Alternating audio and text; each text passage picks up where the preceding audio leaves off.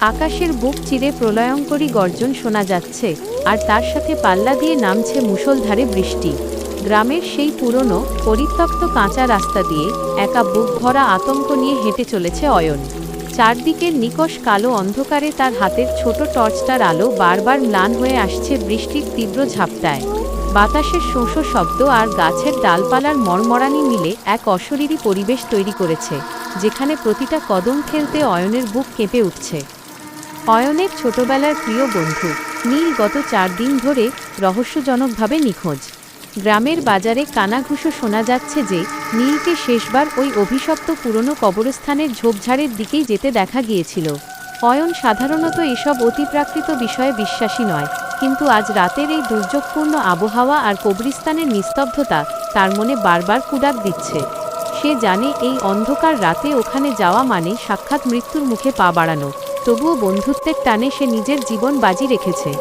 রাস্তার দুই ধারে ঘন জঙ্গল আর বাঁশবনগুলো ঝোড়ো হাওয়ায় যেন কোনো দীর্ঘদেহী দানবের মতো দুলছে।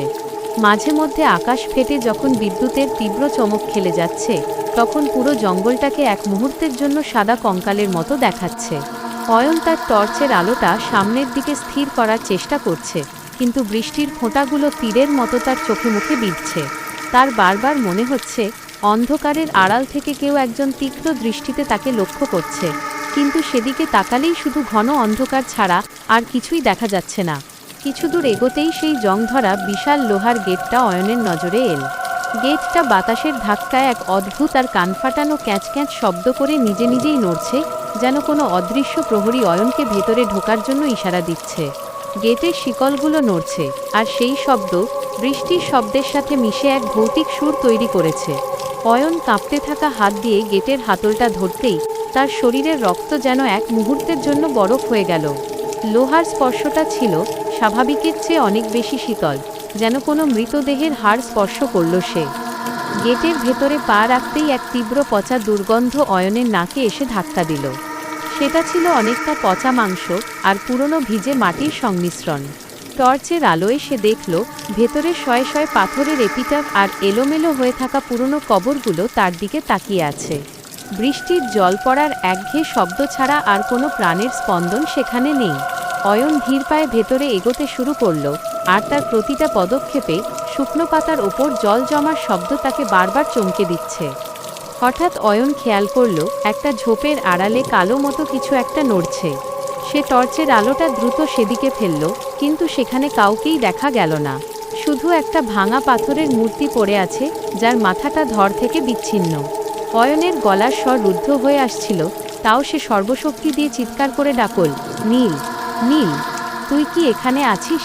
থাকলে সাড়া দে বন্ধু। তার গলার প্রতিধ্বনি কবরস্থানের দেওয়ালে ধাক্কা খেয়ে ফিরে এল, কিন্তু কোনো মানুষের উত্তর সে পেল না। বদলে একদল বাদুড় মাথার ওপর দিয়ে ডানা ঝাপটিয়ে উড়ে গেল। সে আরও গভীরে যেতেই দেখল একটি বিশেষ জায়গার মাটি একদম শুকনো, অথচ চারদিকে জল থই থই করছে। সেই শুকনো মাটির ঠিক ওপরেই দাঁড়িয়ে আছে এক বিশাল বয়সী বটগাছ। গাছটার ঝুড়িগুলো মাটির দিকে ঝুলে আছে, ঠিক যেন জ্যান্ত কিছু সাপের মতো।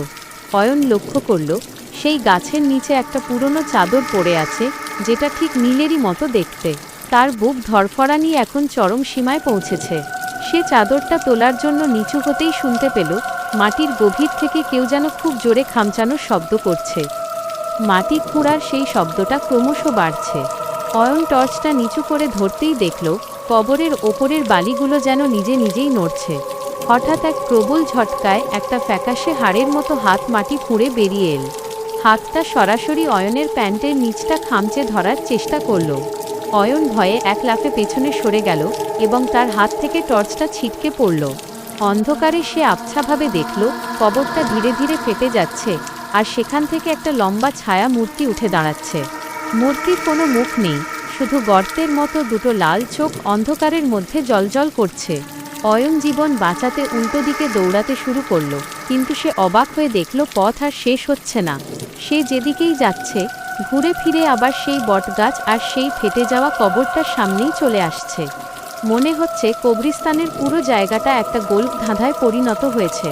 সে যতবার গেটের দিকে যাওয়ার চেষ্টা করছে, পথটা তত লম্বা হয়ে যাচ্ছে। ঠিক তখনই তার পকেটে থাকা ফোনটা বিকট আওয়াজে বেজে উঠল। স্ক্রিনে ভেসে উঠল নীলের নাম।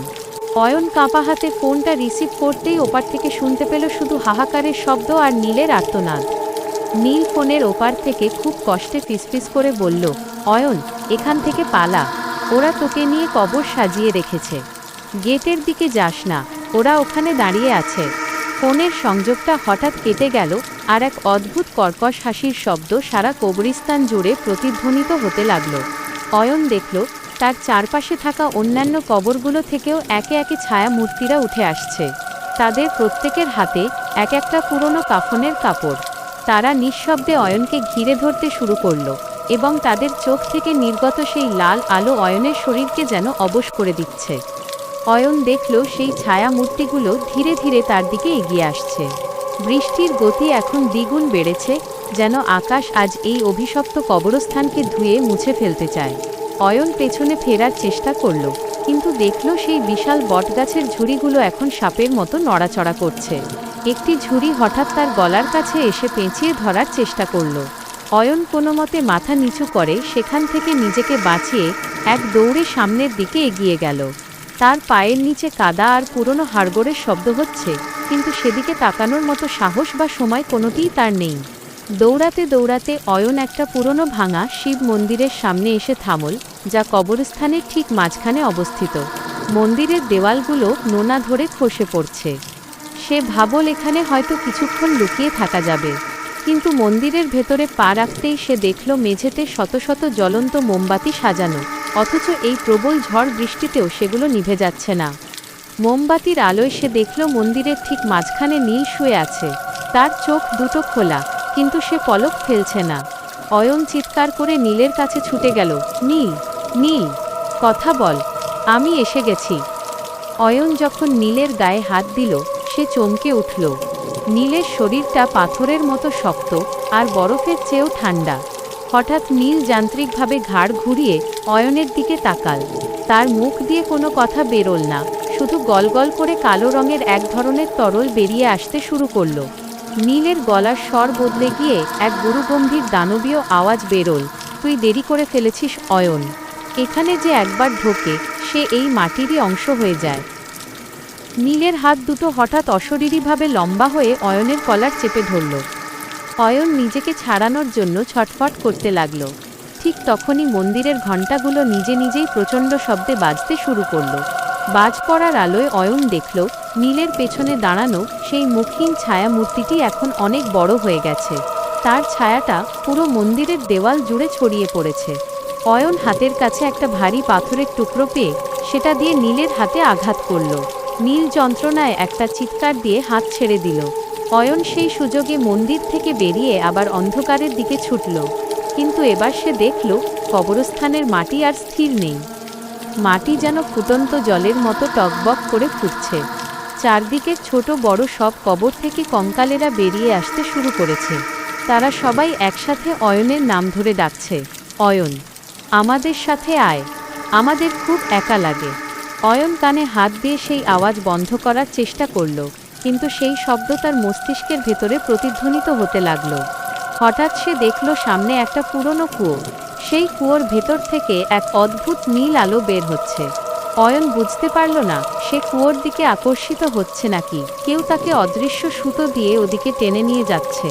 সে কুয়োর ধারে পৌঁছাতেই দেখল কুয়োর ভেতরে জল নেই, বরং সেখানে নীলের হাজার হাজার প্রতিচ্ছবি ভাসছে। প্রতিটা প্রতিচ্ছবি তাকে ডাকছে।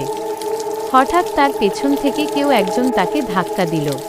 অয়ন কুয়োর অতল গভীরে তলিয়ে যেতে লাগল। পড়ে যাওয়ার সময় সে দেখল ওপর থেকে নীল তার দিকে তাকিয়ে হাসছে, আর তার পাশে দাঁড়িয়ে আছে সেই মুখহীন ছায়া। কুয়োর নিচে অন্ধকার এতটাই গাঢ় যে মনে হচ্ছে সেটি পৃথিবীর শেষ প্রান্ত। অয়নের জ্ঞান হারানোর ঠিক আগে সে শুনতে পেল গেটের সেই শিকল নড়ার শব্দ, ক্যাচ ক্যাচ ক্যাচ। অয়ন যখন চোখ খুলল সে দেখল সে এক অদ্ভুত ঘুটঘুটে অন্ধকার জায়গায় পড়ে আছে। চারপাশটা স্যাঁতসেঁতে আর তীব্র একটা পচা গন্ধ বাতাসকে ভারী করে রেখেছে। কুয়োর নিচে পড়বে ভেবেছিল সে, কিন্তু তার মনে হচ্ছে সে যেন কোনো পাতালপুরীর সুড়ঙ্গে এসে পৌঁছেছে। ওপরের দিকে তাকিয়ে সে দেখল কুয়োর মুখটা এখন বহুদূরে একটা ছোট বিন্দুর মতো দেখাচ্ছে। বৃষ্টির শব্দের বদলে এখানে এক অদ্ভুত গম্ভীর শব্দ হচ্ছে, যেন মাটির নিচে কোনো দানব নিঃশ্বাস ফেলছে। অয়ন তার পকেট থেকে ফোনটা বের করল। ভাগ্যক্রমে ওটা এখনও কাজ করছে। ফ্ল্যাশলাইট জ্বালাতেই তার রক্ত হিম হয়ে গেল। সুড়ঙ্গের দেওয়ালগুলো ইট বা পাথরের নয়, বরং সেগুলো মানুষের খুলি আর হাড় দিয়ে ঠাসা। টর্চের আলো দেওয়ালের ওপর পড়তেই হাজার হাজার মরা চোখের কোটর যেন অয়নের দিকে শূন্য দৃষ্টিতে তাকিয়ে রইল। অয়ন দেওয়ালে হাত না দিয়ে ধীর পায়ে সামনে এগোতে লাগল। কিছু দূর যাওয়ার পর সে দেখল সুড়ঙ্গটা একটা বিশাল বড় হলের মতো জায়গায় গিয়ে শেষ হয়েছে। সেখানে পাথরের তৈরি একটা প্রাচীন সিংহাসন রাখা, আর তার চারপাশে ঘিরে রয়েছে শত শত মাটির পুতুল। প্রতিটা পুতুলের গলায় লাল সুতো বাঁধা, আর আশ্চর্যের বিষয় হলো প্রতিটা পুতুলের মুখ হুবহু গ্রামের নিখোঁজ হওয়া মানুষদের মতো। হঠাৎ অয়ন দেখল সিংহাসনের ঠিক সামনে একটা পুতুল রাখা আছে, যার মুখটা একদম তার মতো। অয়ন কাঁপতে থাকা হাত দিয়ে পুতুলটা ছুঁতেই পুরো সুড়ঙ্গটা কেঁপে উঠল। সেই সিংহাসনের পেছন থেকে ধীরে ধীরে সেই মুখহীন ছায়া মূর্তিটি বেরিয়ে এল। এবার তার আকার আগের চেয়েও বিশাল। মূর্তিটি কোনো শব্দ করল না, শুধু তার লম্বা হাড়ের মতো আঙুল দিয়ে অয়নের দিকে ইশারা করল। অয়ন দেখল হোলের এক কোণে নীল বসে আছে, কিন্তু নীলের সারা শরীরে সেই লাল সুতো পেঁচানো। নীল যেন কোনো এক ঘোরের মধ্যে আছে, তার চোখ দিয়ে অঝরে রক্ত ঝরছে। অয়ন চিৎকার করে উঠল, নীল, আমাকে শুনতে পাচ্ছিস? চলো, এখান থেকে বেরোতে হবে। কিন্তু নীল কোনো উত্তর দিল না। হঠাৎ সেই মাটির পুতুলগুলো একে একে নড়তে শুরু করল। তাদের মাটির হাত পা নড়ার এক ঘিনঘিনে শব্দ পুরো ঘরটা ভরে দিল। পুতুলগুলো অয়নের পায়ের দিকে এগিয়ে আসতে লাগল। অয়ন দেখল যে পুতুলটির মুখ তার মতো ছিল, সেটির গলায় এখন কেউ যেন অদৃশ্য ছুরি দিয়ে আঘাত করছে।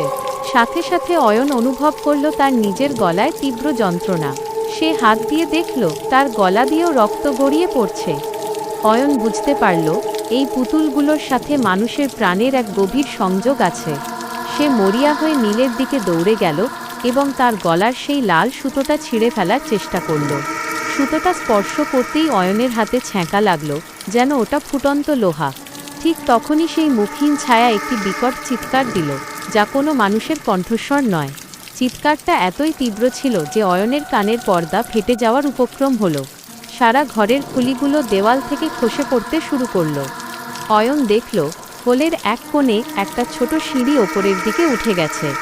সে নীলকে টেনে তোলার চেষ্টা করল, কিন্তু নীল পাথর হয়ে গেছে। নীল ফিসফিস করে বলল, আমাকে ছেড়ে দে অয়ন, আমার সময় শেষ। তুই পালা, নইলে ও তোকেও পুতুল বানিয়ে দেবে।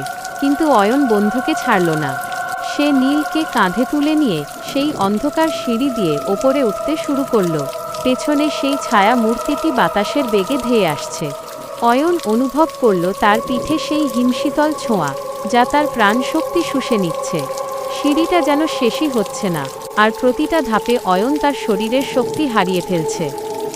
অয়ন যখন নীলকে কাঁধে নিয়ে ওই সরু সিঁড়ি দিয়ে পাগলের মতো ওপরে উঠছিল, তখন তার মনে হচ্ছিল প্রতিটা পদক্ষেপ যেন এক একটা পাহাড় বাঁধার মতো। তার পিঠের ওপর সেই ছায়া মূর্তির হিমশীতল নিঃশ্বাস সে স্পষ্ট অনুভব করতে পারছিল। সিঁড়ির দেওয়ালগুলো থেকে চটচটে এক ধরনের তরল গড়িয়ে পড়ছে, যা অয়নের হাতের তালুকে পিচ্ছিল করে দিচ্ছে। হঠাৎ অয়ন অনুভব করল তার পায়ের নিচ থেকে সিঁড়ির ধাপগুলো একটা একটা করে ধসে পড়ছে। এক মুহূর্তের দেরি মানেই চিরকালের জন্য ওই পাতালপুরীর হাড়ের স্তূপে হারিয়ে যাওয়া। সে যখন প্রায় শেষ ধাপে পৌঁছাল, দেখল ওপরে একটা কাঠের ভারী দরজা। অয়ন সর্বশক্তি দিয়ে পিঠ দিয়ে দরজায় ধাক্কা দিল। এক প্রচণ্ড শব্দে দরজাটা খুলে গেল এবং সে নীলকে নিয়ে আছড়ে পড়ল এক পুরনো জরাজীর্ণ ঘরের মেঝেতে। বাইরে তখনও প্রলয়ঙ্করী ঝড় বইছে।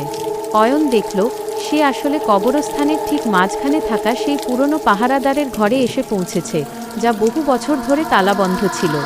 ঘরের ভেতরে ধুলোর আস্তরণ আর মাকড়সার জালে চারপাশ ঢাকা। বিদ্যুতের আলোয় সে দেখল ঘরের দেওয়ালে ঝোলানো রয়েছে বিশাল এক পুরনো আয়না। অয়ন হাঁপাতে হাঁপাতে নীলের দিকে তাকাল। নীল তখনও অচৈতন্য, কিন্তু তার গলার সেই লাল সুতোর দাগটা এখন কালচে বেগুনি রং ধারণ করেছে। হঠাৎ ঘরের সেই বিশাল আয়নাটার ভেতর থেকে এক অদ্ভুত শব্দ আসতে শুরু করল। অয়ন দেখল আয়নার ভেতরে তার নিজের প্রতিচ্ছবি নেই, বদলে সেখানে দেখা যাচ্ছে সেই মুখহীন ছায়া মূর্তিটিকে। মূর্তিটি আয়নার কাঁচের ভেতর থেকে তার লম্বা নখওয়ালা হাত বের করে আনল। কাঁচটা মড়মড় করে ফেটে গেল, কিন্তু ভেঙে পড়ল না। অয়ন বুঝল, এই আয়নাটাই হলো সেই অশুভ শক্তির প্রবেশপথ। হঠাৎ নীলের শরীরটা নিজে নিজেই শূন্যে ভাসতে শুরু করল। তার হাত পাগুলো যেন অদৃশ্য সুতোয় কেউ ওপর থেকে নিয়ন্ত্রণ করছে। নীলের মুখ দিয়ে একটা ভয়ঙ্কর গোঙানির শব্দ বের হতে লাগল। অয়ন দেখল, নীলের বুকের ওপর দিয়ে একটা কালো ছায়া ধীরে ধীরে তার হৃৎপিণ্ডের দিকে এগোচ্ছে। অয়ন দিশেহারা হয়ে ঘরের কোণে পড়ে থাকা একটা মরিচা ধরা কুঠার তুলে নিল। সে জানত, আয়নাটা না ভাঙলে এই মায়া কাটবে না। কিন্তু সে যখন আয়নাটা ভাঙতে গেল, আয়নার ভেতর থেকে তার মায়ের মুখ ভেসে উঠল। তার মা কাঁদছে আর বলছে, অয়ন, মারিস না, মারলে আমি মরে যাব। অয়ন এক মুহূর্তের জন্য থমকে গেল। এটাই ছিল ওই শয়তানি শক্তির চাল। ঠিক সেই মুহূর্তেই ছায়া মূর্তিটি আয়না থেকে বেরিয়ে এসে অয়নের গলা টিপে ধরল। অয়নের দম বন্ধ হয়ে আসছে, তার চোখের সামনে সব অন্ধকার হয়ে যাচ্ছে। কিন্তু ঠিক সেই সময় সে দেখল, নীলের পকেট থেকে সেই ভাঙা ঘড়িটা মেঝেতে পড়ে গেছে। ঘড়িটার টিকটিক শব্দ যেন অয়নকে বাস্তবে ফিরিয়ে আনল। সে বুঝতে পারল, আয়নার ভেতরের দৃশ্যটা কেবলই বিভ্রম। সে তার শেষ শক্তি সঞ্চয় করে কুঠারটা দিয়ে আয়নার ঠিক মাঝখানে আঘাত করল। এক বিকট আর্তনাদ সারা কবরস্থান জুড়ে প্রতিধ্বনিত হল। আয়নাটা হাজার হাজার টুকরো হয়ে ভেঙে পড়ল, আর তার সাথে সাথে সেই ছায়া মূর্তিটিও ধোঁয়ার মতো মিলিয়ে গেল। নীল ধপাস করে মেঝেতে পড়ে গেল এবং তার জ্ঞান ফিরে এল। সে বড় বড় করে নিঃশ্বাস নিতে নিতে বলল, অয়ন, আমরা কি বেঁচে আছি? কিন্তু শান্তি বেশিক্ষণ স্থায়ী হলো না। অয়ন দেখল, আয়নাটা ভাঙার পর ঘরটার মেঝেতে একটা বড় ফাটল দেখা দিয়েছে এবং পুরো ঘরটা কাঁপতে শুরু করেছে। তারা দুজন কোনো মতে টাল সামলে ঘর থেকে বেরিয়ে দৌড় দিল। কিন্তু বাইরে বেরিয়ে তারা যা দেখল, তার জন্য তারা মোটেও প্রস্তুত ছিল না। কবরস্থানের প্রতিটা কবরের মাটি এখন আগ্নেয়গিরির মতো ফুটছে এবং সেখান থেকে শত শত কালো হাত আকাশের দিকে উঠে আসছে।